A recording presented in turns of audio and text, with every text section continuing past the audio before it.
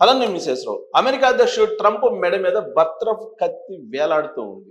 అందుకే ఇప్పుడు ఇజ్రాయెల్ తోటి మాట్లాడుకొని ఇరాన్ నుంచి యుద్ధాన్ని మానుకోవాలి అనేటువంటి ఆలోచనకు వచ్చేశారు. దాదాపు గంటన్నర సేపు ఇజ్రాయెల్ అధ్యక్షుడు నెతన్యాహు ఆయనతోటి ఫోన్ చేసి మాట్లాడాడు అమెరికా అధ్యక్షుడు ట్రంప్. వీళ్ళిద్దరు కాన్వర్జేషన్ దాదాపు గంటకు పైగా జరిగింది. ఏ విషయంలో?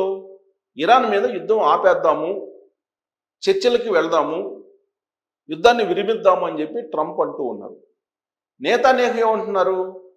పూర్తి స్థాయిలో అణ్వాయుధాలు సర్వనాశనం చేసిన తర్వాత, అణ్వాయుధ రహితంగా ఇరాన్ని చేసిన తర్వాత అప్పుడు మాత్రమే యుద్ధాన్ని విరమిద్దాము, యుద్ధం చేయాల్సిందే అని చెప్పి నెతన్యాహు అంటున్నారు. వీళ్ళిద్దరి మధ్య ఫోన్లో ఒక రకంగా సంఘర్షణ జరిగింది అనేది అంతర్జాతీయ మీడియాలో వస్తుంది ఇరాన్ మీద యుద్ధం చేసేటువంటి విషయంలో. ఇప్పటికే గాజాలో అక్కడ హమాస్ మీద పోరాడుతుంది గాజాలో. అలాగే హిజ్బుల్లా మీద పోరాడుతూ ఉంది ఇజ్రాయెల్. ఇప్పుడు ఇరాన్ని కంట్రోల్ చేయాలంటే పూర్తి స్థాయి సైనిక చర్య చేపట్టాలి అనేది ఇజ్రాయెల్ యొక్క ఆలోచన.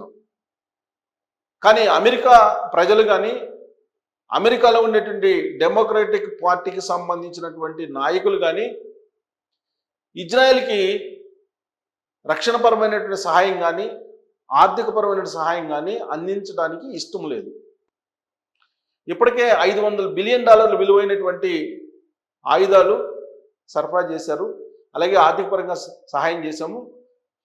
ఆ కారణంగా అమెరికా భారీగా నష్టపోతుంది, కాబట్టి మీరు యుద్ధ విరమణ చెయ్యండి అని చెప్పి డిమాండ్ వస్తుంది, ఒత్తిడి వస్తుంది ట్రంప్ మీద. ఒత్తిడితో పాటు సెనేట్లో ఈ బిల్లుని ప్రతిపాదించింది డెమోక్రటిక్ పార్టీ. ఆ డెమోక్రటిక్ పార్టీ ప్రతిపాదించిన ప్రతిపాదన ఆమోదం పొందింది. ఎందుకు? సెనేట్లో డెమోక్రట్లు ఎక్కువ ఉన్నారు, ప్లస్ రిపబ్లికన్స్ కూడా కొంతమంది సహకరించారు. దీంతో పెట్టినటువంటి బిల్లు ట్రంప్కి వ్యతిరేకంగా ఆమోదం పొందింది. ప్రతినిధి సభకు కానీ సెనేట్కి కానీ తెలియకుండా ఇరాన్ మీద యుద్ధానికి ఎందుకు వెళ్ళామని చెప్పి అడుగుతున్నారు. ఆపరేషన్ ఎపిక్ ప్యూర్ అనేటువంటిది చెయ్యకూడదు, సభలకు తెలియకుండా, ఎగువ సభకు దిగువ సభకు చేయకుండా. ఇది అమెరికాలో ఉండేటువంటి రాజ్యాంగపరమైనటువంటి అంశం అని చెప్పి చెప్తూ ఉన్నారు. కనీసం యుద్ధానికి వెళ్ళిన తర్వాత 60 రోజులకైనా కానీ యుద్ధం గురించి చెప్పాలి. కానీ బోత్ హౌసెస్ ఎగువ సభ దిగువ సభకు చెప్పలేదు. దాంతో ఇప్పుడు ప్రతిపక్షంలో ఉన్నటువంటి డెమోక్రటిక్ పార్టీ ట్రంప్ వాలకాన్ని ఎండగడుతూ సెనేట్లో బిల్లు పెట్టారు, ప్రతిపాదన పెట్టి ట్రంప్కు వ్యతిరేకంగా ఆ ప్రతిపాదనని ఆమోదింపజేశారు. ఇక ప్రతినిధుల సభలో కూడా ట్రంప్కు వ్యతిరేకంగా ఈ ప్రతిపాదన ఆమోదం పొందితే అప్పుడు ట్రంప్ మీద చర్యలు తీసుకునే అవకాశం ఉందా అనేటువంటి చర్చ నడుస్తుంది. వాస్తవంగా ప్రతినిధుల సభలో రిపబ్లికన్స్ ఎక్కువ ఉన్నారు, స్పీకర్ కూడా ట్రంప్కి సంబంధించినటువంటి అనుచరుడే.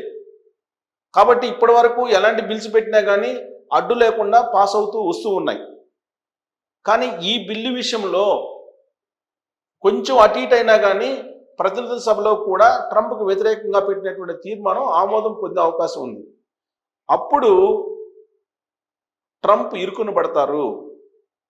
ఇప్పుడు యాక్చువల్గా చాలా నేరో మెజారిటీ మాత్రమే ఉంది రిపబ్లికన్స్కి ప్రతినిధుల సభలో. ఒక 6-7 మాత్రమే ఉన్నారు ప్రతినిధులు ఎక్కువగా. ప్లస్ నవంబర్లో మధ్యంతర ఎన్నికలు కూడా వస్తున్నాయి. ఈ మధ్యంతర ఎన్నికలు వస్తున్న తరుణంలో ప్రజల అభిప్రాయానికి అనుగుణంగా వెళ్ళకపోతే ఈ ప్రతినిధుల సభలో ఉండేటువంటి ప్రతినిధులు గెలిచే అవకాశం ఉండదు.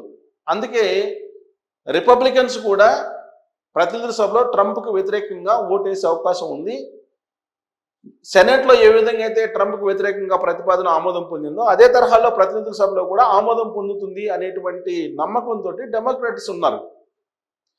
అదే జరిగితే ట్రంప్ దిగిపోవాల్సి వస్తుందా అని అంటే అమెరికాలో ఉండేటువంటి చట్టాల ప్రకారం, రాజ్యాంగం ప్రకారం దిగిపోవాల్సిన అవసరం లేదు. ఎందుకనంటే అమెరికా అధ్యక్షుడికి వీటో అధికారం ఉంటుంది.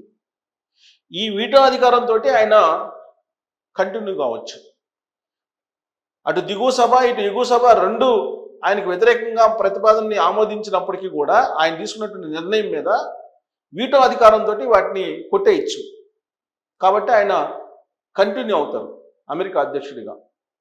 కాకపోతే నవంబర్లో జరిగిన మధ్యంతర ఎన్నికల్లో ప్రతినిధుల సభలో కనుక రిపబ్లికన్స్ మెజారిటీ తగ్గితే ఆయన ఇప్పుడు వెళ్తున్నటువంటి దూకుడు ఏదైతే ఉందో ఆ దూకుడు తగ్గే అవకాశం ఉంది. ఇప్పుడు ప్రజలు వ్యతిరేకంగా ఉన్నారు. ఇరాన్ మీద చేస్తున్నటువంటి యుద్ధం సంబంధించి డెమోక్రాట్స్కి ఎలాగో వ్యతిరేకంగా ఉన్నారు. ఇప్పుడు రిపబ్లికన్స్లో కూడా వ్యతిరేకత వస్తుంది. ఈ కారణం చేతనే ఇజ్రాయెల్ ప్రధాని నేతాన్యాహుకు ఫోన్ చేశారు. ఫోన్ చేస్తే నేతాన్యాహు ఒప్పుకోవట్లేదు. నేతాన్యాహు ఎట్టి పరిస్థితుల్లో సైనిక చర్య చేపట్టాల్సిందే, ఇరాన్ మీద హార్ముజ్ని వాళ్ళ బందీ నుంచి విడిపించాల్సిందే, మొత్తం అణ్వాయుధాలని కంప్లీట్గా క్లోజ్ చేయాల్సిందే, స్థావరాలన్నింటినీ లేదా యురేనియం మొత్తాన్ని వాళ్ళు ఇచ్చేసేయాల్సిందే, అప్పటి వరకు యుద్ధం ఆగదు అని చెప్పి, ఆపడానికి లేదు అని చెప్పి నేతాన్యాహు చెప్తున్నారు. కానీ అమెరికా పౌరులు కానీ, అమెరికాలో ఉండేటువంటి డెమోక్రాట్స్ కానీ, సైనికులు కానీ వీళ్ళు ఏం చెప్తున్నారంటే ఇప్పటికే ఇజ్రాయెల్కి చాలా సహాయ సహకారాలు అందించాము, ఆ కారణం చేత అమెరికా నష్టపోతుంది అనేటువంటిది చెప్తూ ఉన్నారు.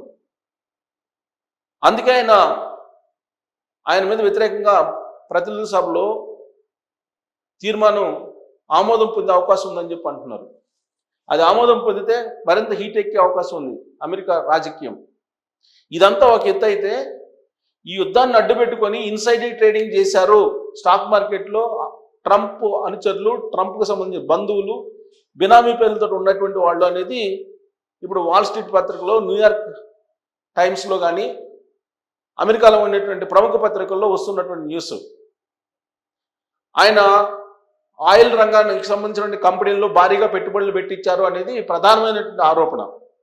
రెండు, రక్షణ ఉత్పత్తులకు సంబంధించినటువంటి కంపెనీల్లో భారీగా షేర్లు కొనిచ్చారు వాళ్ళ కుటుంబ సభ్యుల చేత, వాళ్ళ బంధువుల చేత అనేది ట్రంప్ మీద ప్రధానంగా ఇప్పుడు అమెరికా మీడియా కోడైకి వస్తుంది. ఇన్సైడర్ ట్రేడింగ్ చేయడం ద్వారా పెద్ద ఎత్తున ఆయన సంపాదించారు అనేది ఇప్పుడు మీడియాలో వస్తున్నటువంటి కథనాలు.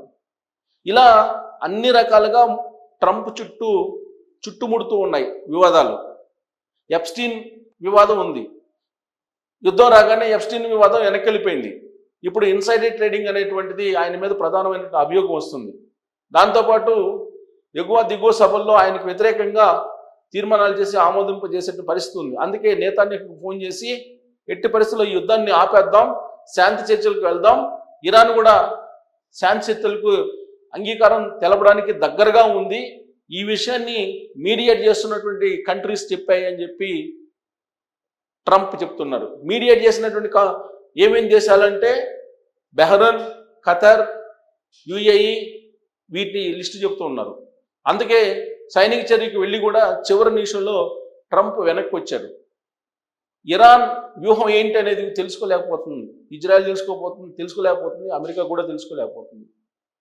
దీంతో ట్రంప్కి తలనొప్పిగా, తల భారంగా మారింది ఇరాన్. ఒక పెద్ద బ్రహ్మరాక్షసిగా ఇరాన్ కనిపిస్తోంది ట్రంప్కి. అందుకే శాంతి చర్చలకు వెళ్ళిపోదామని చెప్పి నేతాన్యాహుకు చెప్తే, ఇజ్రాయెల్కి చెప్తే ఇజ్రాయెల్ ససేమరా అంటుంది. ఇలాంటి పరిస్థితుల్లో యుద్ధం ఆగిపోతుందా లేదా అనేది ఒక చర్చ. ఒకవేళ ట్రంప్ యుద్ధాన్ని విరమించుకుంటే ఇజ్రాయెల్కి అమెరికాకి మధ్య ఉన్నటువంటి సంబంధాలు తెగిపోయేటువంటి అవకాశం కూడా లేకపోలేదు. కాబట్టి ఇప్పుడు రాబోయే రోజుల్లో రాజకీయం ఒకవైపు, అనేక ఆరోపణలు ట్రంప్ మీద ఉన్నాయి, ఇవి మరోవైపు ప్రజాదరణ కోల్పోతున్నాడు ట్రంప్.